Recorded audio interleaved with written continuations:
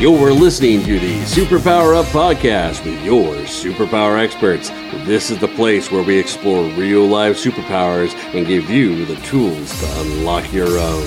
Hello, everyone. This is Tonya Dawn Recla, your superpower expert, and I have with me a delightful woman today, Dr. Heather Clark, an intuitive coach, healer, speaker, author. I love the fact that she comes out of the pharmacy space. So she got her doctorate in pharmacy in 97, and she's incorporates that really solid, founded kind of healing, medical, pharmacology kind of perspective into the world of helping healers and change agents, specifically as it relates to burnout, but mostly as it relates to freedom. You know, this quest that we all seek of like, we just want to do our thing in the world. We just want to do it. We want to help people. We want to do all this stuff. But how do you do that when you're managing all of these other components? And so I love the fact that she brings such a wealth of knowledge and wisdom into that dialogue. We're going to talk today about how to love yourself to freedom. Such a beautiful, beautiful conversation with solid foundational roots within it. So I'm excited to share her with you. Without further ado, please join me in welcoming Dr. Heather Clark to the show. Welcome, Heather. I'm so glad you're here with us. Thank you. I am so glad to be here. Yay! It's going to be such a fun conversation. Very cool. So let's jump in and just talk. We talked a little bit before the show about some of our superpowers and how we evolved those, but what are your superpowers? I have a few, and the top ones that come to mind. You don't say. You know, just like a few. I'd say probably the top one is I can read and interpret energy and help people shift it. And now that I'm aware of that superpower, I can do it consciously, so it works better for certainly me, but everybody else too. Mm-hmm. I'm great at teaching discernment and teaching people how to really tap into their own discernment instead of, well, I don't know, this is just the system I follow. It's like, well, how can you at every point really tune into what works for you and to be able to tell what's true for you? Mm-hmm. Which is perfect. Awesome. Yeah, it is awesome. We talk about the your individual resonance. Like that was a component that I thought was so key as well. Was, you know, we're so bombarded with information and what's right, what's wrong, and if we can do research all day long and we can pretty much find anything to justify whatever viewpoint we want. And at the end of the day, that was the only thing that I saw that was the constant, like your constant guide, your constant truth was that discernment, that internal resonance piece. But I want to go back a second because, you know, it just rolls off your tongue. I can read and interpret energy, you know, but you come from the world of pharmacology. Like, so how did you get to the space where saying something like that on a public interview was normal for you? Great question. Yeah. So the short version is, did all the pharmacy thing. I got burnout, and not in a, well, I've sort of lost interest in this kind of a way, in the I can't get off the couch kind of a way. When I would load the dishwasher, it was cause for celebration, and then I would take a nap. It was a big deal. So when I recovered, it occurred to me I could help other people recover. So I was doing that. I was getting really good results, and I took some business coaching so I could build the business to help people recover from burnout. So I was doing a lot of things I would not normally do. And I had 3 people in 10 days say, well, Heather, you know you're psychic, right? No. So the first person, I was like, yeah, whatever. So anyway. You're like, that's cute. Like, just moving on. Yeah. The second person, I feel a little bad. I got a little combative. I was like, I don't know what you mean by that. Like, that can't be true. Take it back. Dr. Clark. Take it back. This is science. Exactly. That's not a thing. And then she was like, well, you know, it's pretty much what that is. It's not seeing the future. Because I had pictures of, now I'm going to have to wear a turban, long flowy dresses. I need a crystal ball. Yeah. What's going on here? And she's like, no, it's just reading and interpreting energy. I was like, oh, well, I do that, but you know, whatever. And I ignored it immediately. And then by the third person, I was like, crap, Now I'm going to have to look into this. Oh, I love it. And it wasn't from a, let me explore my gifts space. It was from a, let me prove to you this is not a thing so we can move on. And it was a thing. And I tell you what, it was the most interesting experience because it was terrifying. And I have never felt so alive. When I am in my work, I am just in the zone, so much joy. And I was like, you know what? I choose this. And if that means that I'm crazy, I guess I'm okay with that. And then to get more comfortable, I stood up in front of a group of people at a presentation and told this story for the first time in public. And I got to tell you, there is a lot of power of speaking your truth in front of a group of people.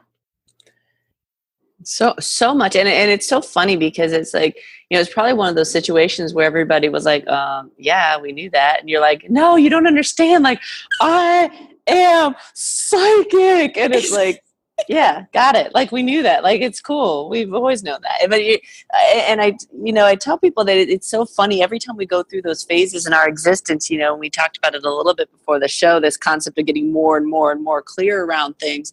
But it always feels like you're standing on the brink of this like chasm. And it's like, am I really going to leap? Am I really going to jump? Am I going to do this thing? And you kind of like, eventually you either get shoved off or you actually do take a flying leap. And you look back and it was like this itty bitty little crack. And it was like, oh, I just stepped over. And everyone's like, yeah, like we've always known you were here. Like, you're like, wait, no, you don't understand. Like, oh, like this was a really big deal. And they're like, no, not really. Like, it's just like, how are we so skewed? But you really hit it on the head is the idea that you had a persona, you had this, who you were in the world. And it's usually what I see it is very rooted, very practical, very, respectable, whatever, professional, whether it be pharmacology or my world, counterintelligence, it's like, there's always this thing that's like, oh, no, I'm legit. Like I worked really hard to get to this place. And it feels like we're going to have to sacrifice that. But what I'm seeing over and over and over again, after 2 years of doing these interviews is that it's the accompaniment. It's the rooted foundation that allows us to have stability when we can stand on top of that and then expand out into these amazing gifts. And so I love the fact that that's the audience that you work with, that it's the healers and the change agents. And I would predict that most of them had similar experiences in the sense of, oh yeah, I'm not this in the world, and we all had, I'll speak for myself. I had my own stereotypes and biases and everything else about what that would mean and people not taking me seriously and all this other stuff. But I think that is the pathway. Reconciling that dialogue is the pathway to freedom. And so I love that we're linking that together. Yes, absolutely. That's so funny. I'm like, the parallels are just hilarious. I'm like, here I was a counterintel agent, like reading tarot cards, and here it's like, because I'm like, no. And I was joking because this conference that we've been, we teach and we're the vetting solution. Our business really serves the CEO space community. We just got back from that conference, and really where I got my start, I call myself an accidental coach because it was never my conscious intention. But people kept referring to me. They're like, go talk to Tonya and just tell her, like, you don't need due diligence. Like you want, and so people would be like, I want to talk about your other business. And I was like, what? Like, what? It's like, I was running this like illicit operation in the background. I'm like, no, I don't want to be psychic or intuitive or any of those things. So I can completely appreciate where you're coming from.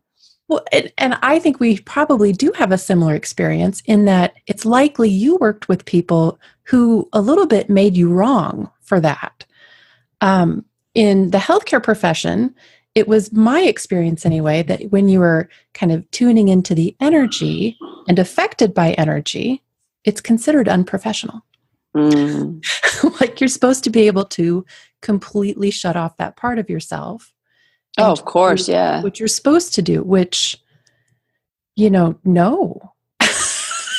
Well, it's so funny that you would say that because in the medical industry, absolutely, like there is that clear delineation and there's, and I can see where that would be a conundrum. In my world, it was so bizarre because it's not like the government didn't play with these things. Like we've got things like remote viewing and men who stare at goats and calling psychics in on cold cases. But there was like this clear delineation of what was acceptable woo-woo and what's like stick to the facts, you know? So it's like even a concept like intuition, it's shocking to me how many people have a bias about intuition. And it's like there is this, like it's undeniable, this energy source or this information source that informs really solid decision making.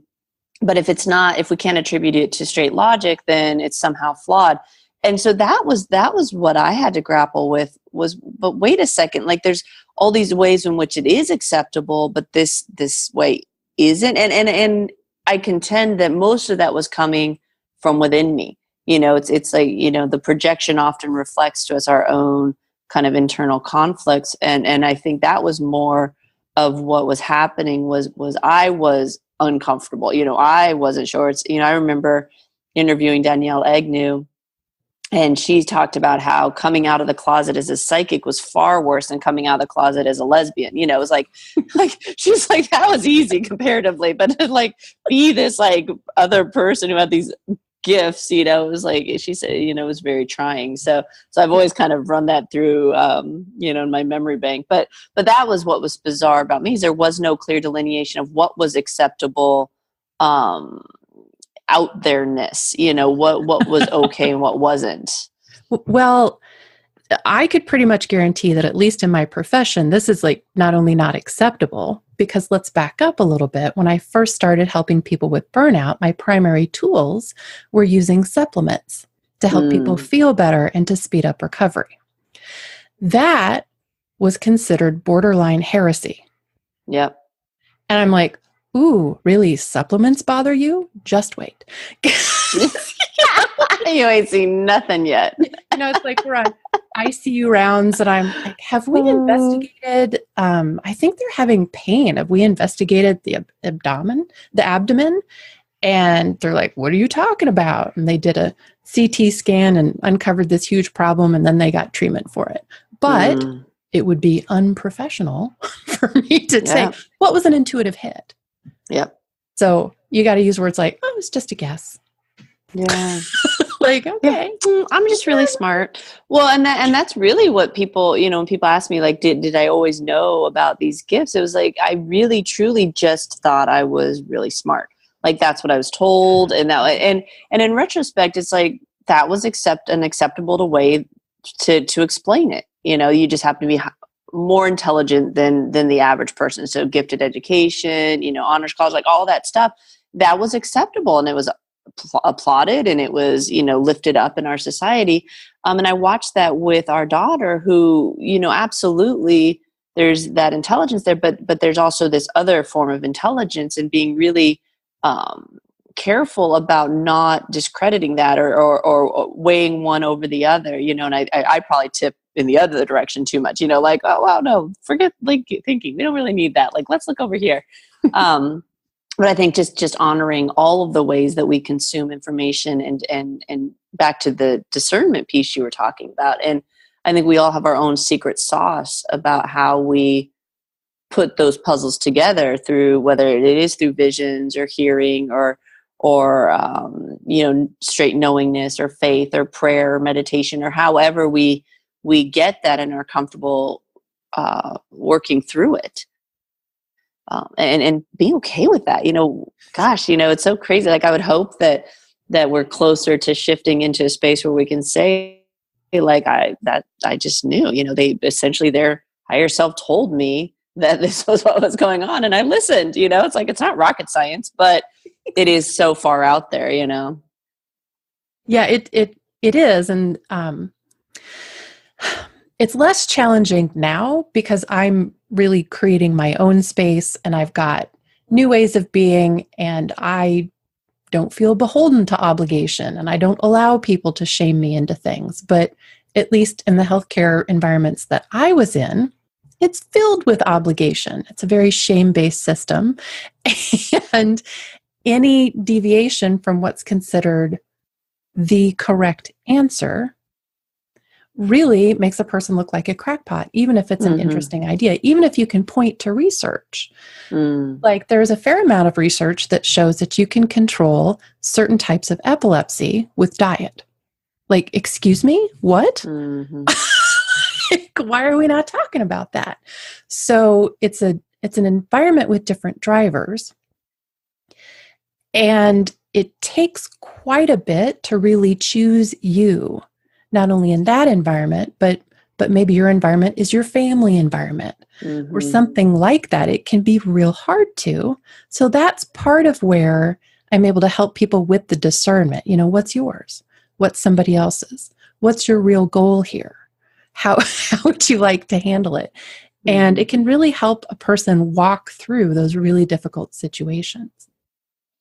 Well, and I think that it's important to point out too that it's challenging at best to figure out where your external environment and your internal environment meet up. And oftentimes, just like what your experience was and my experience, where as soon as we claim it and we don't need the friction from people doubting us or questioning us or anything else, like when we develop that internal conviction, everyone else kind of calms down and they accept it. So I'm always fascinated with how much of it is a reflection of what we need to see within us, how much of it are truly obstacles that we need to overcome. And I contend that it's all an internal game, you know, and that the reflection solely serves to reflect that to us. But I think there are certain stages of that process where it's valuable to be able to see it from outside of yourself first. And that's kind of how we've had success walking people through that. Anyway, great conversation. I'm really excited to explore this a little bit more. We've been talking today with Dr. Heather Clark. Where can people go to find out more information about you? My website is vibrantagain.com. And for those who are interested, if you would like to apply to speak with me, you can go to realclaritycall.com and we can have a brief conversation to get you connected with something that may be really helpful for you. Beautiful, beautiful. Well, I appreciate that. We've been talking today, as I said, with Dr. Heather Clark about how to love yourself to freedom. And stay with us because we're going to take a quick break. And when we come back, we're gonna dive into some really practical ways that you can apply this wealth of information that she has gathered over the years. So stick with us and we will be right back. Are you here to change the world? Do you talk about things like vibration, frequency, awakening, and consciousness? Are you pretty sure you have superpowers? The Superpower Net is unlike normal coaching programs and conscious communities. We provide training, intuitive guidance, peer-to-peer learning, intensive one-on-one coaching, and a high vibrational network of people just like you. When you join the net, you get 24/7 access to a collaborative group of people who support you as you master your personal power and unlock your superpowers. If you're ready to use your superpowers to change the world, then join the Superpower Net today. Visit superpowerexperts.com/thenet to learn more. Awesome. You're listening to the Superpower Up podcast. We're talking today with Dr. Heather Clark about how to love yourself to freedom. And so I want to jump in and now to kind of switch gears a little bit and talk about, okay, so we've identified that this is a challenge. Like it can be challenging to kind of awaken to your gifts and to claim them and to step into that space. So what can people do in that situation, which like they know and they feel and they're listening to this going, yes, I just want to do this in the world, but my husband thinks I'm crazy, my wife thinks I'm nuts, or my family just want to back it. A lot of times I work with folks who have religious upbringings and this flies in the face of it, or professional situations where it seems counter. What are some steps people can take toward that experience of freedom? Well, the steps to take toward it, I like to define freedom as not so much the absence of constraint and not freedom from something. A lot of times when people say they want freedom from that oppressive job or something like that, which is fine. It's a good starting place, but it's not a very functional definition. So I like to define it as the maximum power to choose for yourself. So a lot of times simply that awareness is enough to shift things for people. But as far as where to really go next, especially in those environments where I feel like I'm being made wrong for being me, to your point of how we're often, it's the internal game that's showing up as the external, like consider, are you fully accepting yourself for who you are? I sure wasn't. And that was creating a load of problems for me. So just entertaining the idea, well, okay, well, let me play with that. Am I completely and fully accepting myself? Or even if I'm at 23% acceptance of myself, what would it take to get to 24%? And when you're asking those open questions and not operating from conclusion, well, what I need to do is, the questions really open up a huge space for new types of answers to drop in.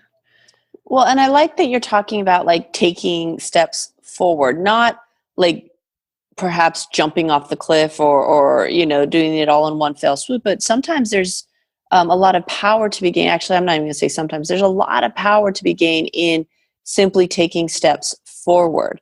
It's like the whole adage of, eating the elephant, one bite at a time, and going about it from that perspective. And so I think that's really helpful because it can be overwhelming when you listen to, maybe it's a motivational speaker or a coach or something that's like, yeah, just do it. Look, I did it and here's my story. And it's like, yeah, but that was a series of steps. Right. I think we're doing people a disservice if we all pretend that it was like, oh yeah, I just made the decision one day and here I am. It's like, no, there were many conversations that happened inside of me. In fact, I tell people, it's like, I had to leave government twice. I did it. It was like maybe even 3 times, like it was a full on process to disengage from that programming and to really give myself the freedom to step fully into who I was. And I wasn't able to do it within that environment. I had to leave it. And I know a lot of people now are challenging themselves to stay within professions and do it. And I completely 100% honor that. But it would, I think we're just flat out lying if we pretend that it's easy. It's the most natural state of our existence, but it certainly isn't normal. And it is a process of unpacking, unfolding, peeling back all of that to get there. That's exactly it. And that's what I tell people. It's baby steps to your quantum leap. we don't have to start with the big leap because there's 2 reasons. Number 1, that is freaking terrifying. Yes. And more likely than not, you will draw some disaster toward you such that you don't do it. Mm-hmm. Yep, inevitably. I agree. That's what I tell people. I'm like, no, keep your job. Keep your job for a minute. It's okay. Because I think when we think in this is great. I like that the conversation is going in this direction because when we start to get that urging, that yearning inside of us, I think that we equate freedom to really truly unshackling ourselves from everything. And immediately we look at relationships and jobs and home. I need to move. I need to quit my job. I need to get a divorce. I need to do all these things. And it's an internal freedom, right? It's being fully who we are. The circumstances of our life are just the details of that. But we immediately go to those because those are controllable, much easier to face. I'm just not happy in my job. And then we make all those things wrong. If you can stay in those spaces and instead go deep within and say, okay, where am I not stepping fully into this aspect of myself, I think you'll find that the journey is a lot more smooth than, perhaps the way I went about it, which is kind of burn the ships, burn the bridges, everything. Woo, we're going to do this. And it, took quite a bit of time to rebuild. Well, from more that place. Smooth, but also you can do it in the moment because that's kind of the other point is not only is there a lot of fear to overcome, if you're like, well, I got to quit my job. I got to get the divorce. I got to do all this. I'm going to backpack through Europe. That keeps your freedom off in the distant future at some point. I'll have it as soon as I'm like, no, my deal is fully you, fully alive now, right now, not in 10 minutes, Beautiful. Not in 3 years, not after you win the lottery, right now. And it's such a great way to call that out because we do have that tendency to be like, well, when this thing happens, and for a lot of people it is money or it's the soulmate or whatever it is. And it not only does it put it off in the future, but it totally abdicates it to something outside of you. It's this uncontrollable variable. And trust me, folks, that's on purpose. From the conspiratorial kind of aspects of ourselves, that's on purpose because it's subtly convinced you that you are powerless to do anything until God or the universe or somebody gifts you with this thing.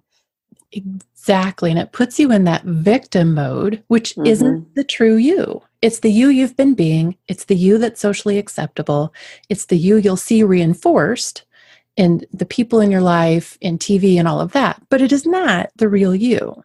And, you know, a lot of times when I say fully you, fully alive now, people get a little triggered.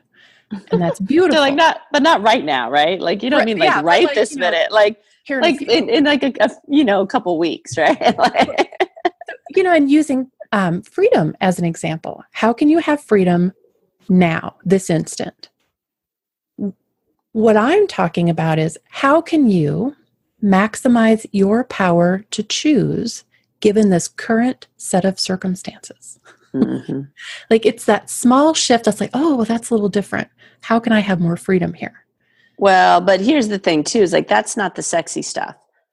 Like, let's be clear, like that, and that's a part of the resistance is it's like, yeah, but don't I just have to go like skydiving or go get my divorce or go jump off the cliff or go hire this person, you know, for the $20,000 live your life package. Like it's not sexy to say, you could simply choose not to give over to that just this minute. Like you can absolutely 100% stand in that freedom now in this moment.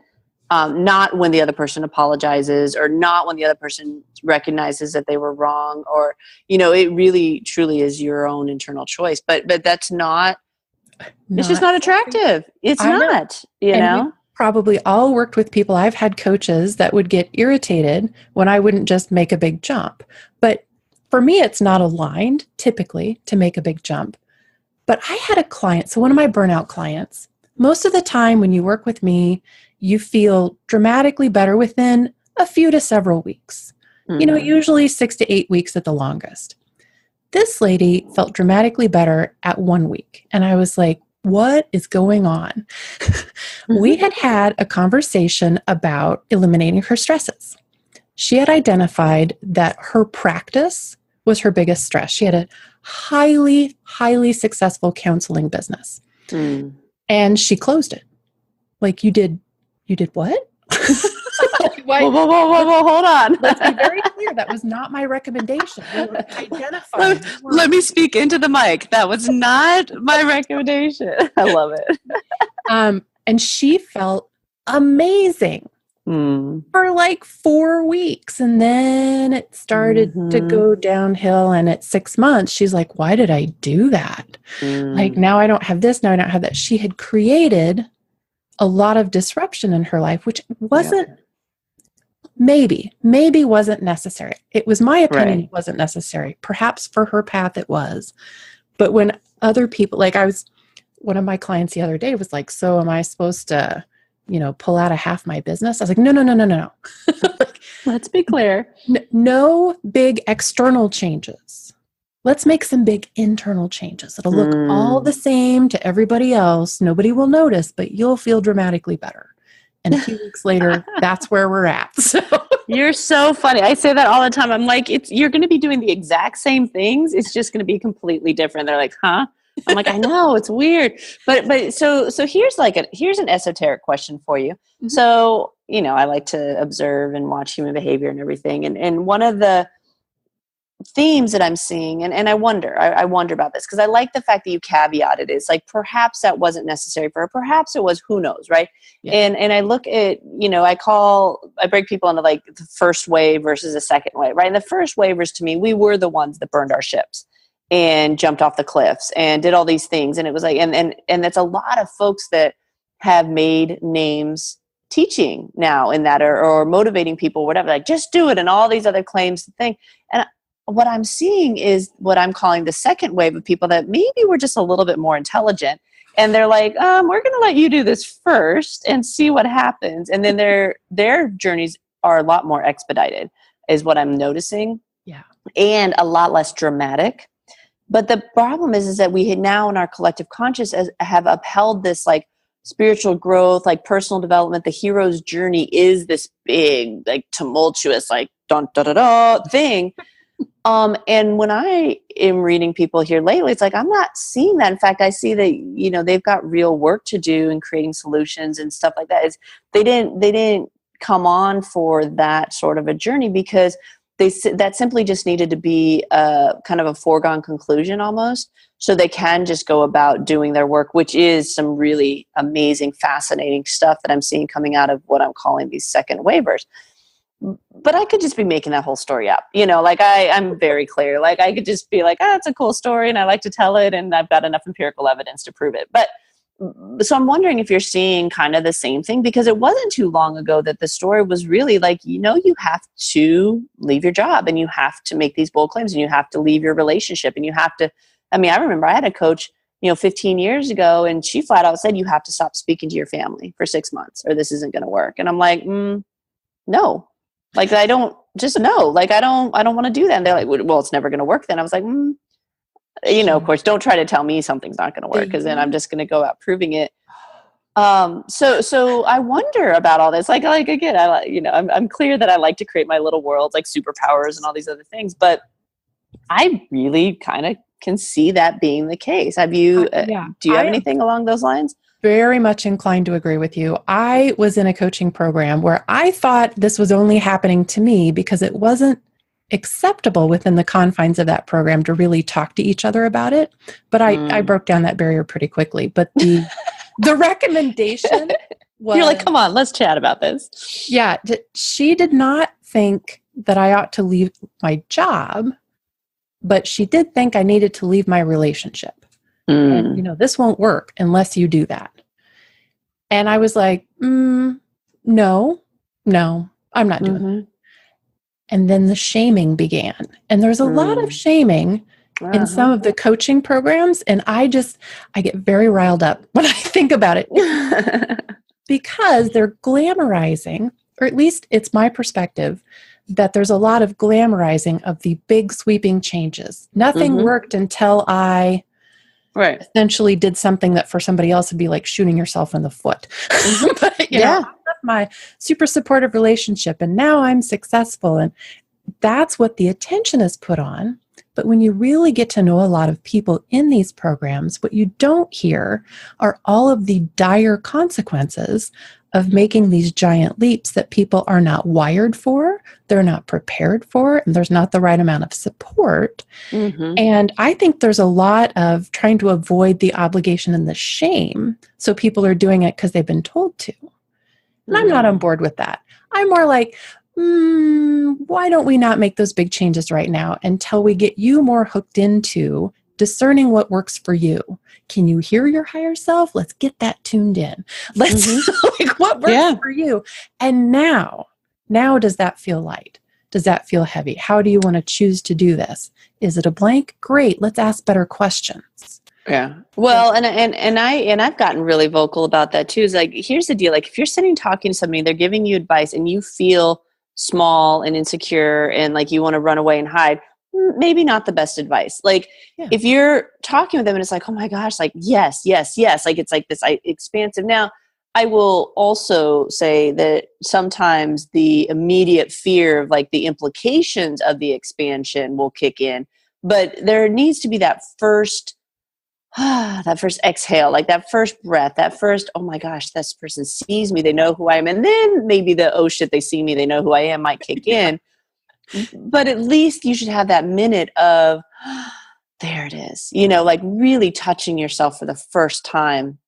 And in that highest like divinity aspect of who you are and knowing you, not somebody's version of you, not ought to, should, all these other things. And I agree with you about the shaming piece.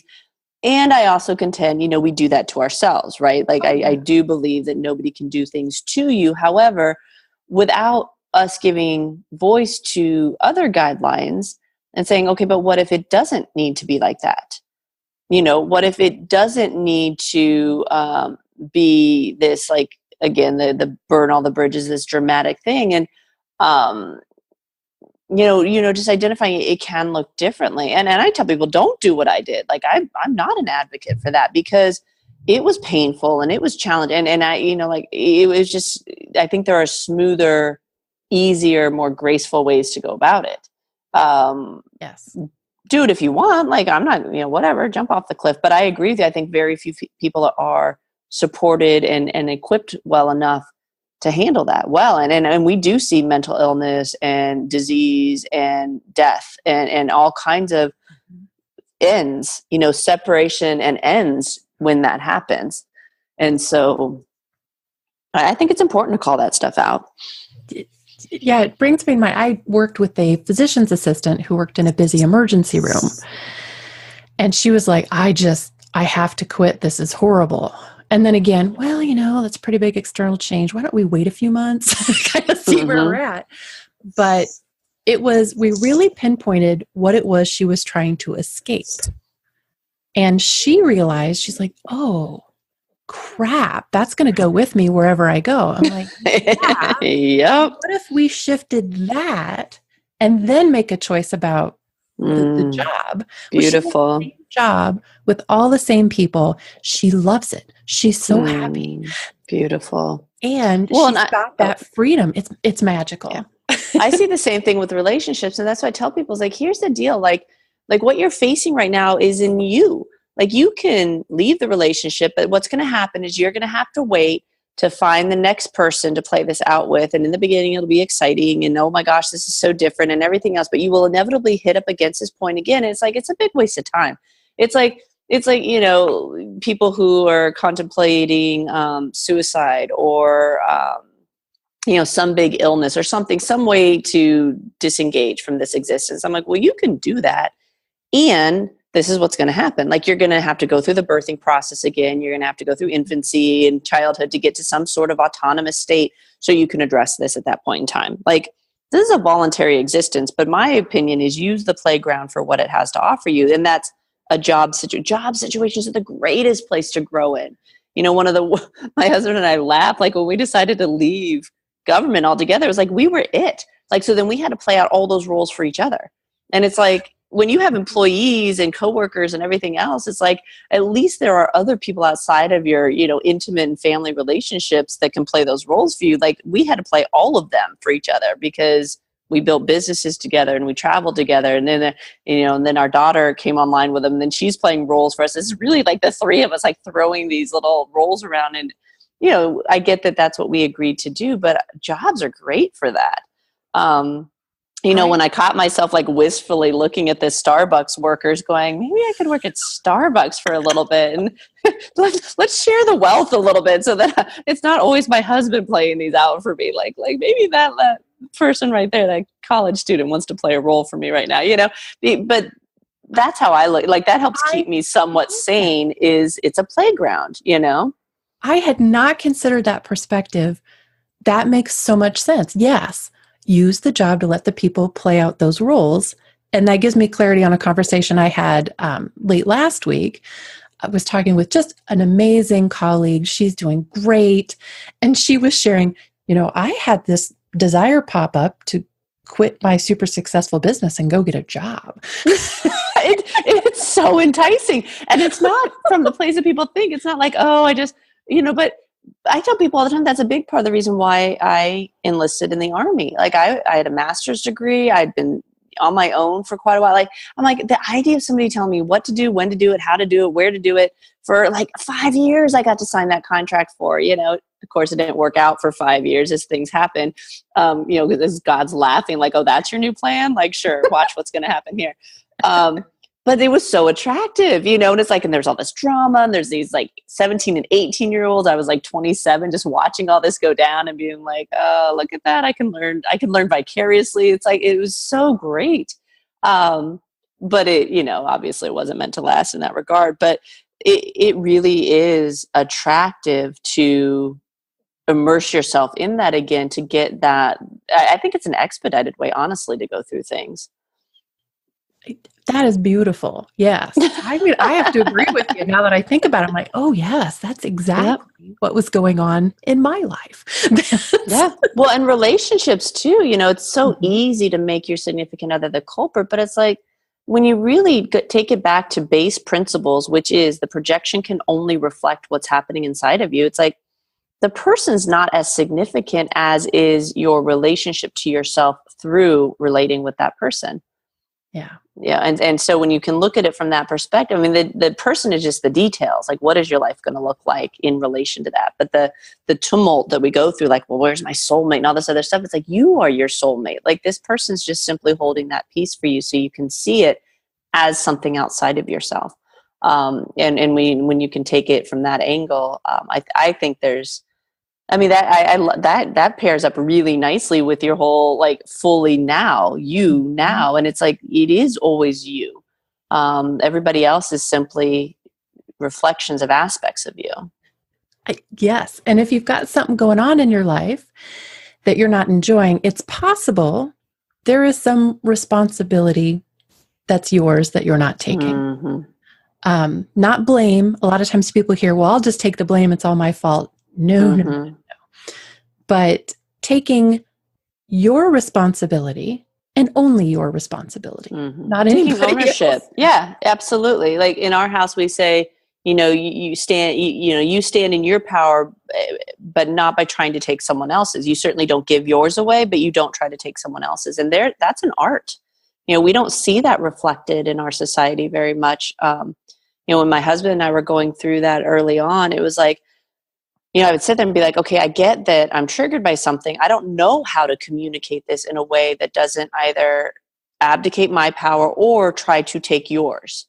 And we just had to kind of fumble through it together and be like, how do you voice this? And not, because most of the typical ways didn't really lend themselves to that. And so I think there's a lot of value in exploring those dialogues.